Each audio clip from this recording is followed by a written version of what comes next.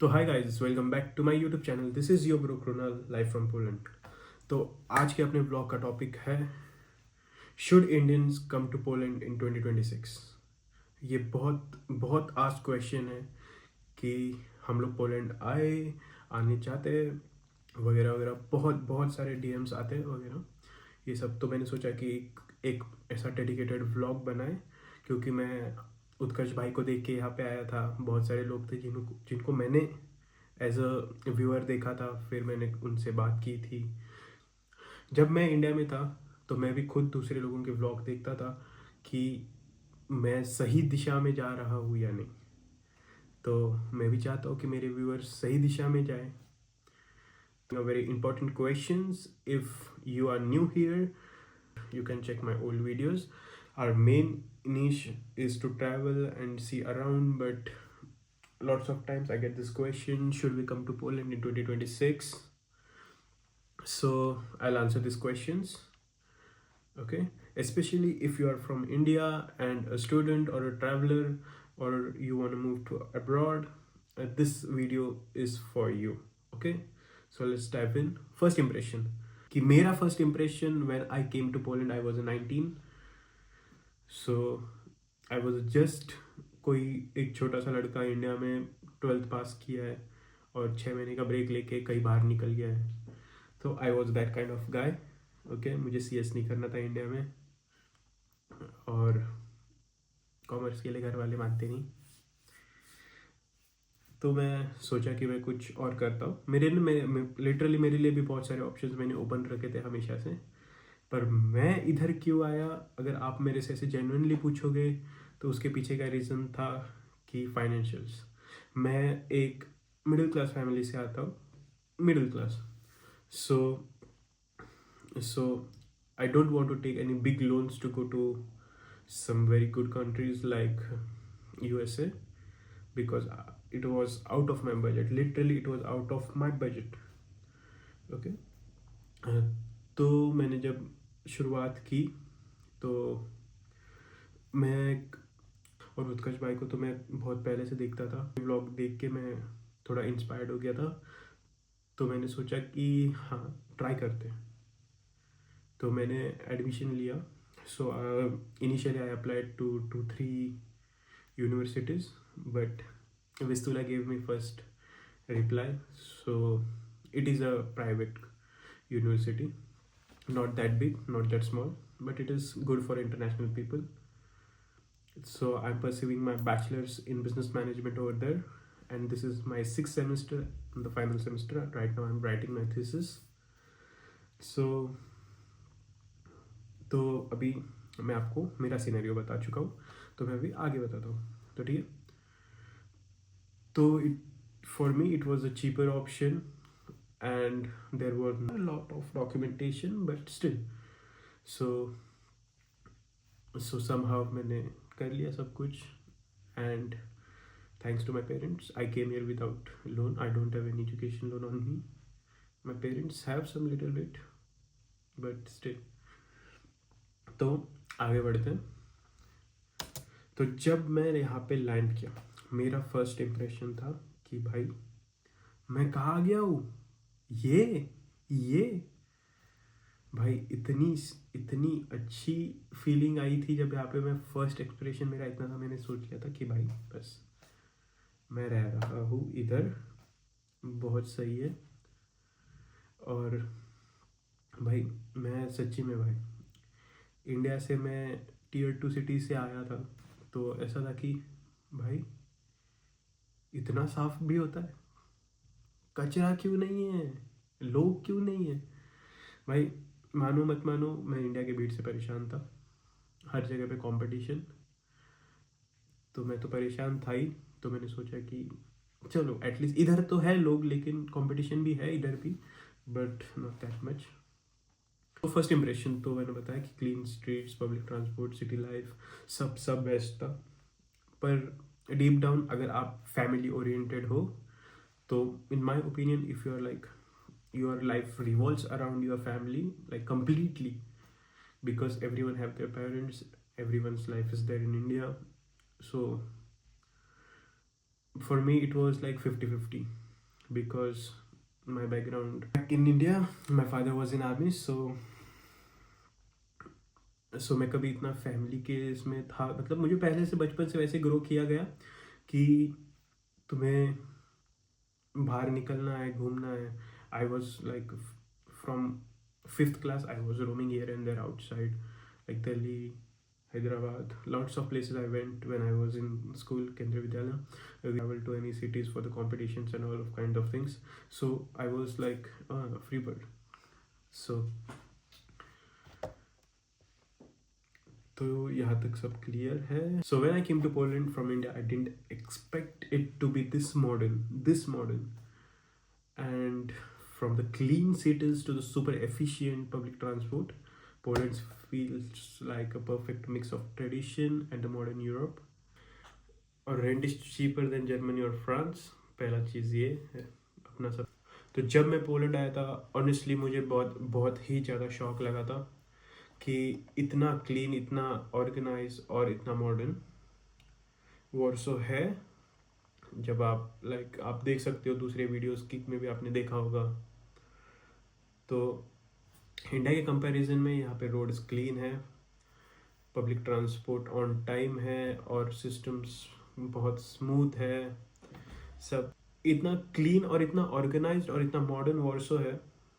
तो as compare to India, यहाँ roads clean है, पब्लिक ट्रांसपोर्ट्स है, सिस्टम काफ़ी स्मूथ है. ये सब तो आप लोगों ने हर एक ब्लॉग में देखा रहेगा, बाकी के जहाँ पे भी आप देख रहे हो, रिसर्च करो, अपने हर जगह पढ़ा रहेगा. तो ये तो बेसिक है. बेसिक लाइफ ऑफ लिविंग के बारे में अपन यहाँ पे आज बात नहीं करेंगे, क्योंकि अपने पास थोड़े इससे ज़्यादा इम्पोर्टेंट टॉपिक्स है. क्योंकि आप जैसे जानते हो कि इमिग्रेशन रूल्स नए नए आ रहे हैं, चेंजेस हो रहे हैं, TRC में टाइम लगता है, वीज़ा अपॉइंटमेंट्स नहीं मिल रहे इंडिया से, बहुत सारे प्रॉब्लम्स है. तो जो बेसिक है कि लाइफ अच्छी है वगैरह वगैरह, ये तो आपको पहले से पता है कि लाइफ अच्छी है, तभी तो आप सोच रहे हो कि यूरोप मूव होने का या तो फिर पढ़ाई करने का. ठीक है. तो मैं रहता हूँ वॉर्सो में. Warsaw is capital of Poland. Yes. और अगर आप बाकी सब सिटीज़ की बात करोगे, जैसे कि वॉर्सो हो गया, क्राकोव हो गया, वॉर्सो तो मैं रहता हूँ, तो वॉर्सो के बारे में मैं ज़्यादा बता सकता हूँ. क्राकोव वगैरह में मेरे दोस्त रहते हैं, तो उनसे मेरी बात होती रहती है. तो 2026 में भी ये सब छोटी छोटी जो सिटीज़ थी वो डेवलप्ड हो चुकी है. ठीक है.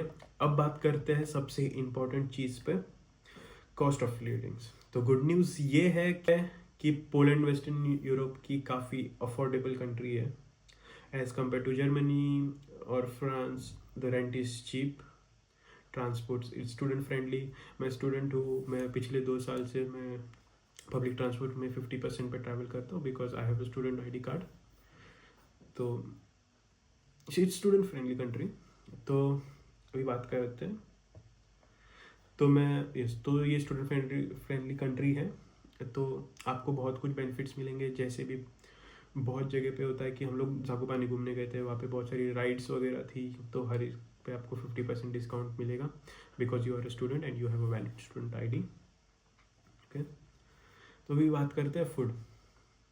अगर एज कम्पेयर आप अगर फूड के बारे में मेरे को पूछोगे, तो आपको तो पता है लड़के लोग, पर ऐसा यहाँ पे नहीं है. लड़के लोग बहुत अच्छा खाना बनाते हैं, स्पेशली मेरे को आता है ऑलमोस्ट पूरा खाना बनाने के लिए. तो घर पे मैक्सिमम टाइम पे हम लोग घर पे ही खाना बनाते हैं, तो इट्स इज चीप अगर आप घर पे ही बनाओ, क्योंकि यहाँ पे थोड़ा मेस वगैरह लगाना, थोड़ा टिफ़िन सर्विसेज थोड़ी लिमिटेड है. तो आप घर पे बनाओ, उसमें आपका बजट पकड़ लो 200 से 300 ज़लोटी जाएगा ज़्यादा से ज़्यादा. आपका रेंट पकड़ लो, मेरा रेंट है 1200 zloty including utilities for a single room. Okay. तो ऐड ऑन करते जाएंगे अपन इसमें. ठीक है. मैं आगे ऊपर वीडियोस में ऐड करते रहूँगा कि कितना टोटल एक्सपेंस होता है. ठीक है. तो रेंट का हो गया 1200 प्लस ट्रांसपोर्ट का हो गया 55 जो होते हैं. उसके बाद हो गया फूड का, पकड़ लो अप्रॉक्सीमेटली 300. कितना भी आप मतलब कितना भी एक्सपेंसिव खाना कर लो तो इतना ही होएगा 300 से 350 बेटर साइड टू 350। बाद में आ गया आपका मोबाइल रिचार्ज 35 टू 45। और स्टूडेंट्स के लिए ये बहुत ही बेस्ट ऑप्शन है। अब बात करते हैं स्टडी की, ठीक है। तो गाइस अभी आप तक आई होप आपको यहाँ तक क्लियर होगा। तो बात करते हैं अपन स्टडी की। तो पोलैंड अब इंडियन स्टूडेंट्स के लिए काफ़ी पॉपुलर हो रहा है because English programs are available in the like wide range. You choose any course you have here in the English program. Fees are reasonable. I don't think so fees are reasonable, but still as compared to other countries, yeah, for sure it is cheaper. But if you will go to public universities, so it is more cheaper. I'm studying in Vistula University. It is private university, so I pay around 8,500 zloty per semester. और सबसे important Indian community यहाँ पे मिल जाती है। यहाँ पे भी Indian community बहुत वास्ट है, तो ग्रोसरी वगैरह का टेंशन नहीं है, बहुत सारी शॉप्स है, होम डिलीवरीज होती है, ठीक है। हाँ, पर मेन इंपॉर्टेंट बात, अगर आप आपकी स्टडीज़ यहाँ से ख़त्म कर रहे हो, तो when you will finish your studies after you are writing your thesis, clearing your defence, you need to have a working contract. Yes, तो जब आप आपकी स्टडीज़ कंप्लीट करोगे यहाँ पे, according to my knowledge it is best to have full time contract from any of the employer, because आप stay back डालोगे उसमें भी टाइम लगेगा, 6-7 महीने लगेंगे आपका TRC आने के लिए, और फिर आप तक बहुत झंझट है वो सब कुछ। तो बेस्ट यही रहेगा कि जैसे आपकी डिग्रीज कंप्लीट होने को है, जैसे आपकी डिग्रीज कंप्लीट होने वाली होगी, आपके पास एक फुल टाइम कॉन्ट्रैक्ट होना चाहिए। Touch wood, I have it.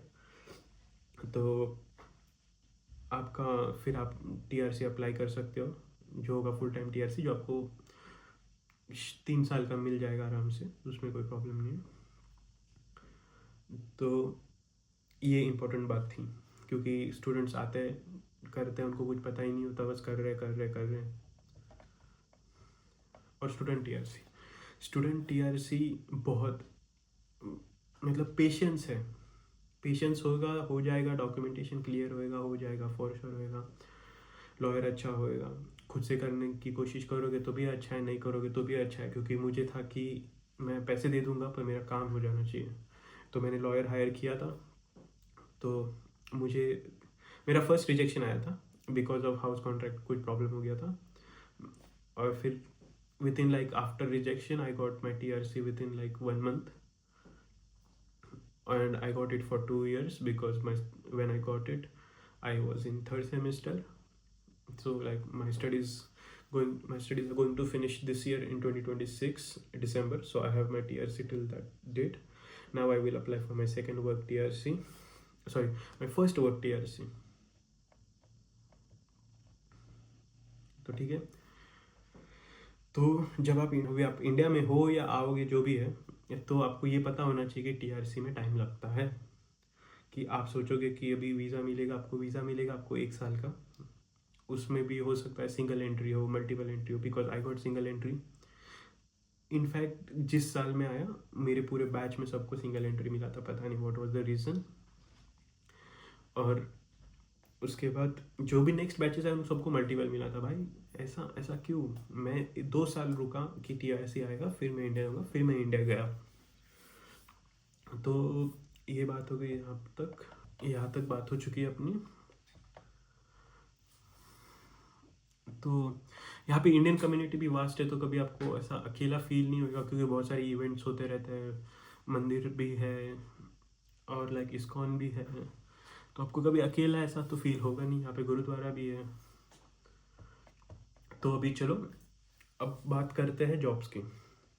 तो रियलिटी है, जॉब्स है बट ईजी नहीं है, like you need to work hard to get those job, it is like. तो रियलिटी जॉब्स का यहाँ पे ये है कि जॉब्स है यहाँ पे, प्लेंटी ऑफ जॉब्स है, बस आपको थोड़ा हार्ड वर्क करना पड़ेगा उनको पाने के लिए। तो टॉप्स फील्ड यहाँ पे है IT, फिनेंस और बिजनेस, ये जो आज के ट्रेंडिंग पे है। अगर आपके पास कोई स्किल्स है तो चांसेस गुड है इंडिया में, अगर आपका वर्क एक्सपीरियंस है अच्छा खासा, तो आपके लिए बहुत ईजी है। और स्टूडेंट्स की बात करें तो स्टूडेंट्स के लिए पार्ट टाइम जॉब मिल सकती है, बट डिपेंड करता है कि कौन सी सिटी में हो और लैंग्वेज पे भी, और वो लाइक क्राइटेरिया ऑफ लैंग्वेज की, जो जॉब में लैंग्वेज चाहिए। क्योंकि आपको ऐसा तो है नहीं कि आते आपको पुलिस आ जाएगी पूरी, तो difficult. But in my option best is you can do deliveries, or like you can go to any fast food chains, you can join there, because भाई मैंने किया है, मैंने 2 बार मेरी फीस भी निकाल ली है वहाँ से, और बिकॉज आपको समर में टाइम मिल जाता है सब कुछ करने के लिए, तो ईज है। तो अब आते हैं सबसे इम्पोर्टेंट पार्ट पे, फूड। सच बोलो आपको इंडियन फूड मिस होगा, आप किसी भी कंट्री में जाओ होगा। इंडियन रेस्टोरेंट्स आपको हर जगह पे मिल जाएंगे, हर जगह पे। हम ऑस्टिन गए थे, वहाँ पे भी मिला था, उसके बाद क्राको गए थे, वहाँ पे भी मिला था। है प्लेंटी ऑफ, हर जगह पे, ऑलमोस्ट हर जगह पे आपको इंडियन रेस्टोरेंट्स मिल जाएंगे। इंडियन ग्रोसरी स्टोर्स भी मिल जाएंगे, उसका भी आपको टेंशन नहीं है, क्योंकि उनके पास वो डिलीवरी वाला ऑप्शन रहता है कि आप ऑनलाइन भी मंगवा के घर पे डिलीवर करवा सकते हो। अब बात करते हैं कि यूरोप आए हो, ट्रैवल तो करोगे ना, तो पोलैंड की बिगेस्ट एडवांटेज क्या है पता है? वो अराउंड लाइक सेंटर पार्ट में, और आजू बाजू 2-3 कंट्रीज़ है, तो उसका लोकेशन बेस्ट है पोलैंड का। तो आप इजीली ट्रैवल कर सकते हो, जर्मन रिपब्लिक, ऑस्ट्रिया, इटली।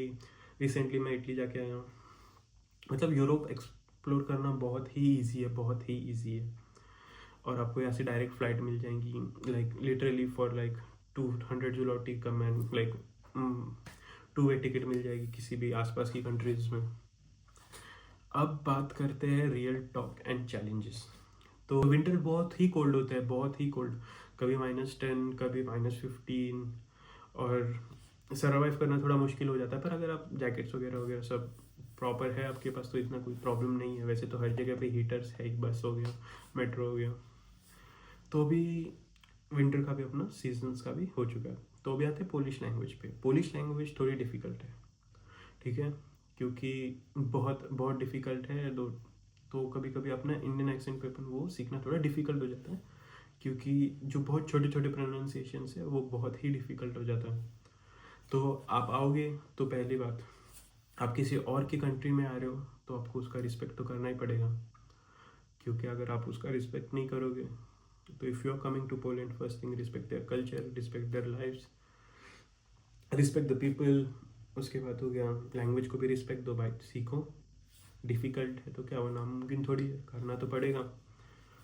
उसके बाद और एक जो है पेपर वर्क, यहाँ पे पेपर वर्क बहुत स्लो होता है, कि अगर आपको ड्राइविंग लाइसेंस भी अप्लाई करना है तो आपको 3-4 महीने लेके चलने पड़ेंगे आपके साथ में।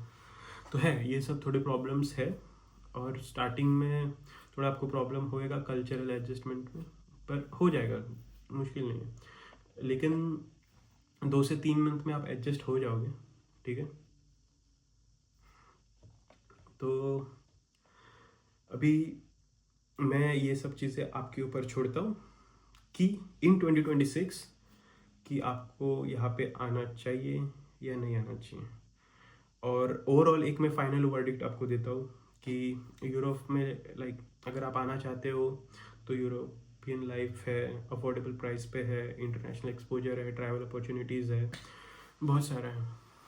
पर मैं बस सिनेरियो बता रहा हूँ, डिसीजंस थोड़ा सोचना, आपको एक्सप्लोर करो और ऑप्शंस और वीडियोस देखो, उसके बाद आप डिसाइड करो।